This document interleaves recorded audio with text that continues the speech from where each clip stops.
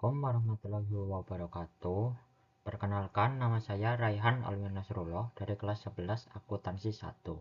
Pada video kali ini saya akan menjelaskan alur pembentukan RIS atau Republik Indonesia Serikat. Tekanan politik Belanda dan gagasan federalisme.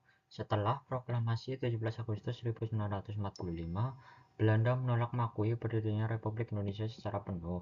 Mereka berusaha kembali menguasai Nusantara dengan strategi memecah wilayah Indonesia menjadi negara-negara kecil.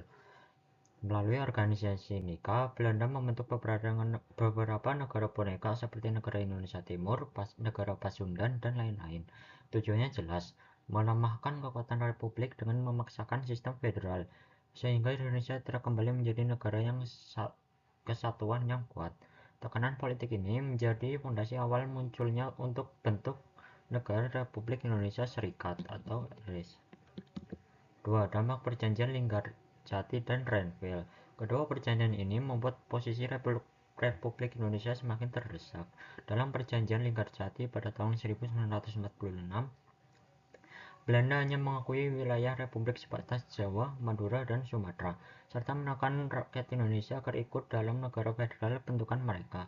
Kondisi semakin memburuk dalam perjanjian Renville pada tahun 1948 yang menetapkan garis Van Mockland, sehingga wilayah RI kembali menyempit dan kekuatan militernya harus mundur dari beberapa daerah strategis.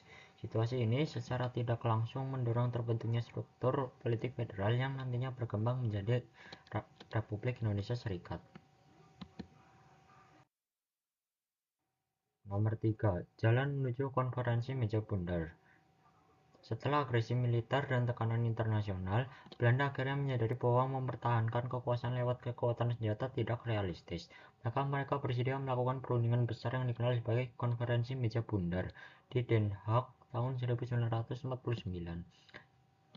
Dalam perundingan ini, Belanda bersedia menyerahkan kedaulatan, tetapi dengan syarat bahwa Indonesia harus menjadi negara federal bernama Republik Indonesia Serikat. Dengan demikian, Republik Indonesia Serikat menjadi kompromi politik terbesar saat itu demi menghentikan konflik berkepanjangan. 4. Pengakuan kedaulatan dan resmi berdirinya RIS. RIS resmi berdiri pada 27 Desember 1949 setelah Belanda mengakui kedaulatan Indonesia kepada bentuk negara federal tersebut. Struktur Republik Indonesia Serikat terdiri dari Republik Indonesia yang berpusat di Yogyakarta dan negara-negara bagian bentukan Belanda. Walaupun bersifat kompromis, pembentukan Republik Indonesia Serikat menjadi langkah politik penting karena melalui bentuk ini Indonesia akhirnya memperoleh pengakuan internasional secara penuh. Namun tekanan rakyat di berbagai daerah yang menolak sistem federal membuat Republik Indonesia Serikat tidak bertahan lama. Hingga akhirnya pada 17 Agustus 1950 Indonesia kembali menjadi Negara Kesatuan Republik Indonesia atau NKRI. Sekian dari saya, terima kasih.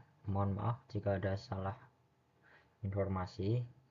Sekian, wassalamualaikum warahmatullahi wabarakatuh.